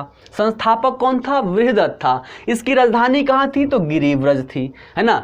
बृहदत्त वंश का संस्थापक बृहदत्त था, राजधानी गिरिव्रज थी। इसमें देखें तो सबसे प्रसिद्ध राजा जरासंध, अभी आपने चर्चा कर रहे थे, है ना, जरासंध की। तो सबसे महत्वपूर्ण शासक यहाँ पर जरासंध था। ये महाभारत के समय काल से जुड़ा हुआ था। जैसे आपने पढ़ा होगा कि भीम के साथ, महाभारत के समय काल में भीम के साथ जरासंध का मल्ल युद्ध होता है, जिसमें भीम ने जरासंध को हराया था।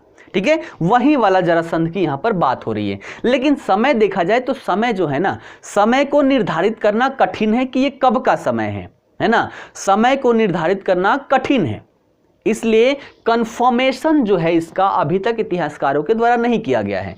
तो सबसे महत्वपूर्ण शासक कौन सा था? जरासंध, जिसने भीम के साथ मल्ल युद्ध किया था और भीम के द्वारा हारा था। ठीक है, ये इतना महान शासक था, साथ ही साथ शक्तिशाली था, जिसकी वजह से काशी, कौशल, चेदी, विदेह, अंग, मालवा, यहां तक कि कलिंग, कश्मीर और गंधार के राजाओं को भी पराजित किया हुआ था। इसके शक्ति का अंदाजा आप इससे लगा सकते हैं। कौन कौन सा? तो आसपास के क्षेत्र जैसे कि काशी, कौशल, चेदी, विदेह, अंग, मालवा, इन सबको तो पराजित ही किया। इन सब के राजा को तो अच्छे से पीटा पाटा, है ना। इसके साथ साथ और आगे पहुंच गया, भैया थोड़ा सा दिखाना है ना पावर, तो कलिंग पहुंच गया, है ना, इधर कलिंग पहुंच गया, वहां के राजा को हराया।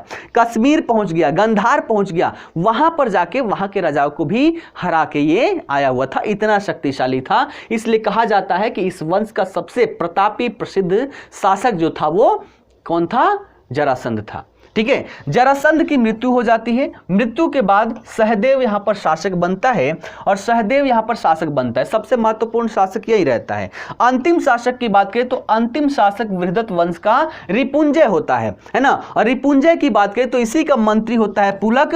पुलक के द्वारा इसकी हत्या कर दी जाती है और हत्या करके अपने पुत्र को यहां पर शासक बना दिया जाता है। तो पुलक इसकी हत्या कर देता है रिपुंजय की और अपने पुत्र को यहां पर शासक बना देता है। उसके बाद क्या होता है कि एक दरबारी, इसी का एक दरबारी था जिसका नाम था महिया, है ना, इसका नाम था महिया। महिया ने क्या किया, पुलक को भी मार दिया और पुलक के पुत्र जो था जिसको इसने राजा बनाया था उसको भी मार दिया और दोनों को मारकर इसका पुत्र था बिंबिसार, बिंबिसार को ये शासक बना देता है। हर्यक वंश यहां से प्रारंभ होता है। ऐसी कहानी आपको पौराणिक स्रोतों में मिलती है। ऐतिहासिक स्रोत में कहानी कहां से मिलती है, बिंबिसार से मिलती है। तो पौराणिक को भी हम नहीं छोड़ेंगे, क्यों छोड़ेंगे भैया, जब दे रखा है ना पुस्तकों में, तो हमें करने में क्या जाता है। क्लियर है, तो ये सारी चीजें समझ में आ गई।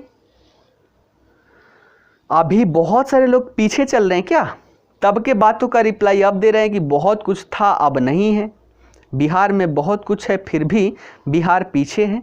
पीछे है इसकी हम चर्चा करेंगे, बिहार स्पेशल है तो बिहार स्पेशल हम कर रहे हैं, इसमें बिहार की अर्थव्यवस्था में जाएंगे, क्यों पिछड़ापन है, क्या कारण है, इन सब की डिटेल में चर्चा करेंगे। इतनी सारी जानकारी आपके पास हो जाएगी ना कि कोई बोल दे आपसे कि बिहार के बारे में थोड़ा सा बताइए, आप बोलना स्टार्ट करेंगे तो हाथ जोड़ेंगे, भैया आप रहने दो, सुनने की क्षमता नहीं है, इतनी सारी चीजें हैं। ठीक है, मल्ल युद्ध की बात करें, मल्ल क्या होता है, वही जो मिट्टी विट्टी खोद दिया जाता है ना, और उसमें जो लड़ाई होती है ना, पहलवानी, उसको हम मल्ल युद्ध कहते हैं।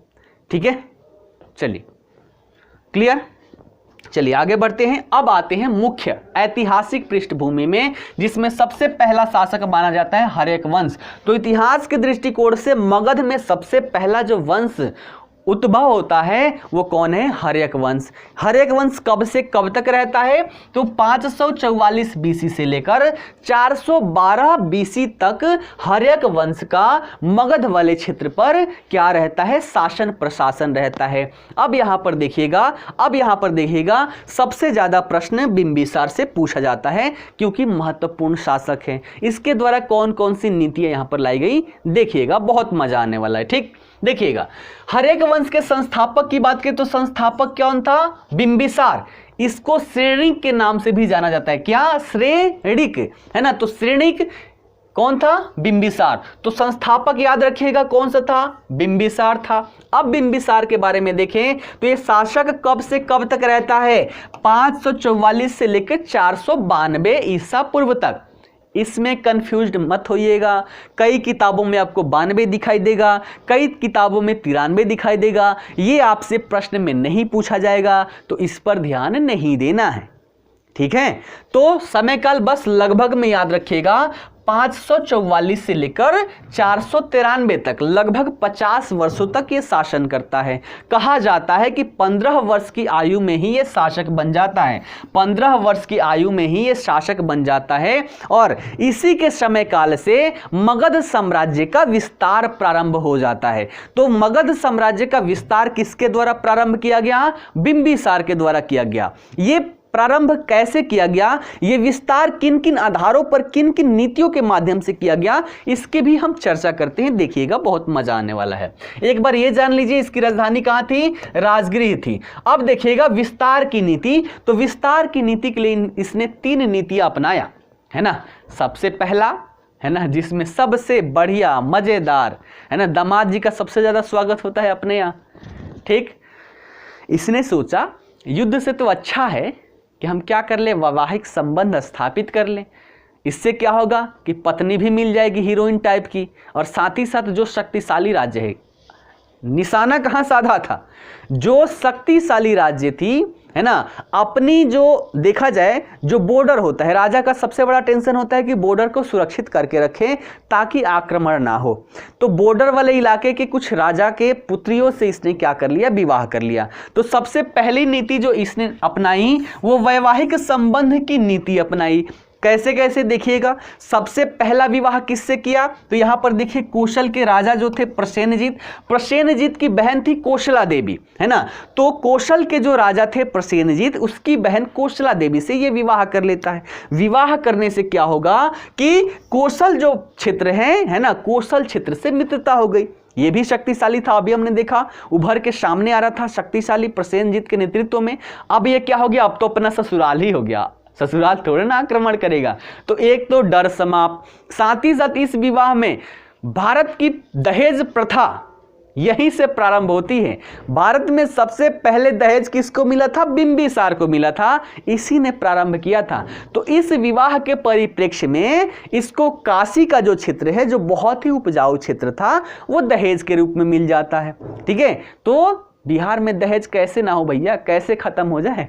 स्टार्ट कब से हुआ है, 544 बीसी के काल से ही दहेज लिया जा रहा है लगभग। यानी कि कोई पूछ ले कि भैया दहेज क्यों ले रहे हो, तो सीधे उत्तर क्या होगा, भैया हमारी ऐतिहासिक परिदृश्य रही बड़ी है ना, हमारी ऐतिहासिक पृष्ठभूमि है दहेज लेने की। बिंबिसार के काल से ही स्टार्ट किया गया था और लगभग देखे तो कितना 2500 साल से भी ज्यादा हो गया दहेज यहां पर लिया जा रहा है। हम कैसे समाप्त कर लें। ठीक है, तो ऐसा बेतुका प्रकार का आप लोग यहां पर कोई भी एग्जाम्पल नहीं देंगे, पढ़े लिखे होने के नाते ऐसा एग्जाम्पल तो नहीं देना है। ठीक है, यहां पर एग्जाम्पल था, हमें पढ़ना है। ठीक, तो सबसे पहले क्या हुआ, कौशल के राजा जो थे प्रसेनजीत की बहन से पहला विवाह होता है बिंबिसार का, दहेज के रूप में काशी की प्राप्ति हो जाती है। दूसरा विवाह कहां से होता है, तो देखिएगा दूसरा, अभी हमने देखा शक्तिशाली क्षेत्र कौन सा था, वृज्जी वाला। तो इसमें इन्होंने क्या किया कि लिच्छवी की राजकुमारी थी जिसका नाम था चेलना, है ना, चेटक की पुत्री थी, तो चेलना से विवाह हो गया। इस क्षेत्र से ये भी अपना ससुराल हो गया, तो इधर भी ससुराल हो गया, ऊपर भी ससुराल हो गया। दो महत्वपूर्ण जो शक्तिशाली क्षेत्र थे वो तो ससुराल हो गया। ससुराल वाले थोड़ा ना, दामाजी थोड़ा कुछ गलत भी कर देते हैं तो ससुराल वाले नाराज नहीं होते, चलिए दामाद बाबू हैं, है ना। तो ऐसा यहां पर देखने को मिला। उसके बाद पंजाब वाले क्षेत्र में मद्र राजकुमारी थी क्षेमा, क्षेमा से विवाह करके ये क्या कर लेता है, अपना जो ये देखा जाए उत्तर पश्चिम का जो क्षेत्र है, उत्तर पश्चिम का बॉर्डर ये सिक्योर कर लेता है। तो बॉर्डर कैसे हो गया देख लीजिएगा मैप के माध्यम से। यहां पर है मगध, है ना, ये वाला क्षेत्र सुरक्षित हो गया, ससुराल हो गया, ये वाला क्षेत्र सुरक्षित हो गया, ससुराल हो गया, और ये वाला क्षेत्र सुरक्षित हो गया, ससुराल हो गया। ये हमारा मगध है और ये सभी क्षेत्र क्या हो गया, ससुराल के रूप में हो गया। तो ये पूरा क्षेत्र क्या हो गया, अब मगध के अंतर्गत देखा जाए तो इनडायरेक्टली रूप से आ चुका है। उसके बाद अब क्या हुआ, तो दूसरी यहां पर नीति क्या अपनाई गई, मित्रता की नीति अपनाई गई। कैसे, तो देखा जाए तो अवंती के शासक जो थे प्रद्योत सेन, प्रद्योत सेन से भी देखा जाए तो मगध का संघर्ष चलते रहा, ये लगभग 100 वर्षों तक चलता है। तो यहां पर देखा जाए ये संघर्ष कब से, तो बिंबिसार के समय से ही ये चलते रहा। अब यहां पर क्या करना है, ये भी एक शक्तिशाली शासक के रूप में था, है ना, इसके पास भी शक्ति थी, इसको भी कंट्रोल करना था। तो इसको मित्रता के माध्यम से, यहां पर कोई भी लड़की पसंद आई नहीं, पसंद आई होती तो यहां भी ससुराल बना लेता, है ना, बोलता कि भैया विवाह कर लो, ससुराल बना लो। लेकिन यहां पर भी कोई पसंद आई नहीं, पसंद कहाँ आई, तो कौशल में पसंद आ गई, लिच्छवी में पसंद आ गई और पंजाब में पसंद आ गई, तो वहां पर विवाह हो गया, यहां पर पसंद नहीं आई। ठीक है, कोई ऐसी राजकुमारी थी नहीं, तो इन्होंने मित्रता यहां पर कर लिया। कैसे, तो प्रद्योत सेन का यहां पर तबियत खराब हुआ और तबियत खराब होने के दौरान जो इनके राज वैद्य थे जिनका नाम था जीवक, जीवक को इसकी राजधानी भेजा जाता है और वहां जाकर प्रद्योत सेन का ये उपचार करते हैं और उपचार के परिणाम स्वरूप प्रद्योत सेन यहां पर ठीक हो जाता है। ठीक होने की वजह से क्या होता है, बोलता है भैया आपकी दया से हम जीवित हैं, चलिए हम संघर्ष को समाप्त करके मित्रता प्रारंभ करते हैं। तो जीवक की वजह से क्या हो गया, इस क्षेत्र के साथ मित्रता हो गया, नहीं तो पहले इनमें संघर्ष था। तो ये क्षेत्र तो पहले से ही थे, ये क्षेत्र और भी क्या हो गया, मित्रता के रूप में स्थापित हो गया। देख रहे हैं बाउंड्री कैसे हो रहा है, अभी तक युद्ध नहीं हुआ है लेकिन बाउंड्री अभी तक मगध का यहां तक बढ़ चुका है। तो ऐसे राजा जो होते हैं ना, इसको कहते हैं राजनीतिज्ञ, कूटनीतिक। तो कूटनीति की दृष्टि से देखें तो साम्राज्य अभी फैल रहा है, युद्ध नहीं हुआ है, युद्ध भी होगा। देखिए युद्ध की नीति भी अपनाई जाती है। तो दो चीजें हो गई, वैवाहिक संबंध और मित्रता। अब तीसरी नीति जो यहां पर अपनाई गई वो तीसरी नीति थी विजय की नीति। तीसरी नीति कौन सी थी? विजय की नीति। देखिएगा कहां, तो यहां पर अंग क्षेत्र जो था, अंग क्षेत्र का शासक था ब्रह्मदत्त। ब्रह्मदत्त को इसके द्वारा क्या किया गया? जीत लिया गया। बिंबिसार ने आक्रमण किया और जीत लिया, और इसका पुत्र जो था, पुत्र कौन था? अजातशत्रु। अजातशत्रु को वहां का शासक बना देता है। तो अंग जो था, है ना, अंग से अंग मिला के उसको भी मगध में ये मिला लिया। तो क्या हो रहा है? साम्राज्य का विस्तार देख रहे हैं, अकेला शासक कैसे साम्राज्य का विस्तार कर रहा है। अगर अभी भी होता 10-20 विवाह करने की रीति, तो कई लोग तो हर राज्य में अपना एक ससुराल बना लेते हैं, है ना। मान लीजिए बिहार से उत्तर प्रदेश जाना हो तो एक लखनऊ में ससुराल बनाए पड़े हैं, है ना। जा रहे हैं, ससुराल में फ़ोन कर दिए। ससुराल में फ़ायदा क्या होगा? होटल नहीं बुक करना पड़ेगा, ससुराल ऐसे ही पूरा बड़े एक होटल के रूप में मिल जाएगा। साथ ही साथ जो इज्जत मिलेगी, कद्र मिलेगी, सारी चीज़ें। तो कम से कम 28 शादियाँ तो लोग करते ही करते हैं, और 28 शादियों के माध्यम से 28 ससुराल बनाते, और जहाँ जाना हो वहाँ पर डेरा डालते, मज़ा आ जाता है ना। क्लियर है?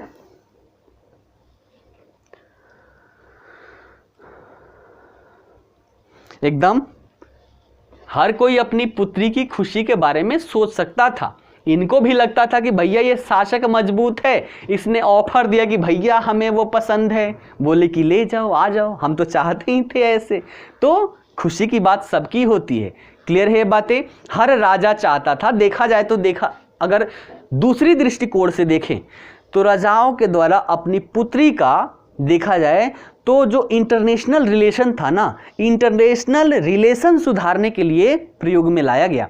जो भी शासक था, अगर उसकी कोई पुत्री है और कोई शक्तिशाली शासक है तो उसके साथ उसका विवाह कर देता था। कारण ये कि अगर विवाह हो जाएगा तो वो दामाद जी हो जाएंगे, दामाद जी थोड़े ना ससुर जी को कूटेंगे, है ना। तो इस दृष्टिकोण से यहाँ पर पुत्रियों का राजाओं के द्वारा इस्तेमाल किया जाता रहा है।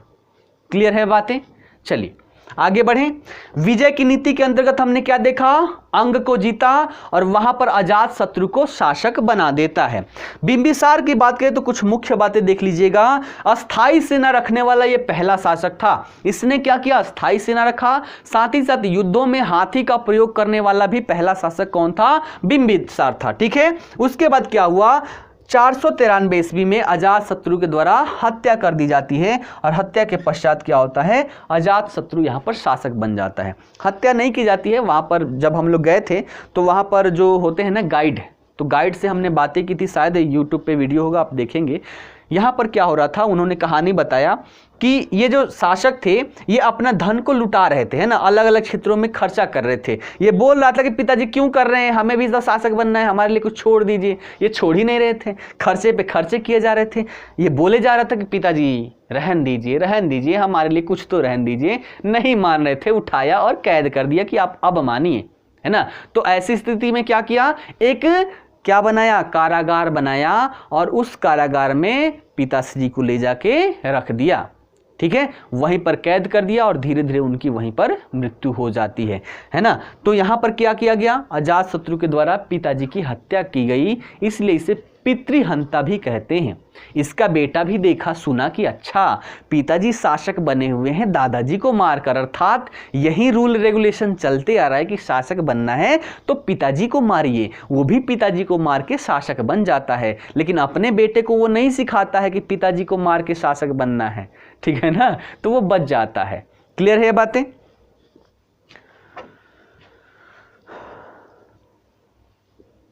चलिए इसको समाप्त कर लेते हैं, हर्यक वंश को। आगे लग रहा है कि नहीं बढ़ पाएंगे।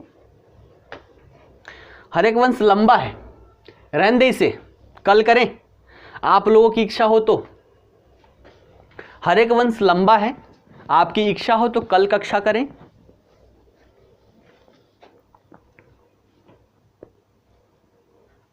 बताएं एक बार।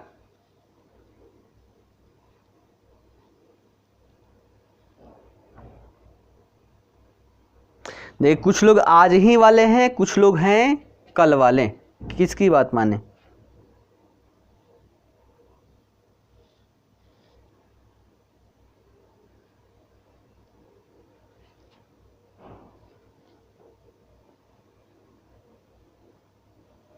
कल आज, कल आज।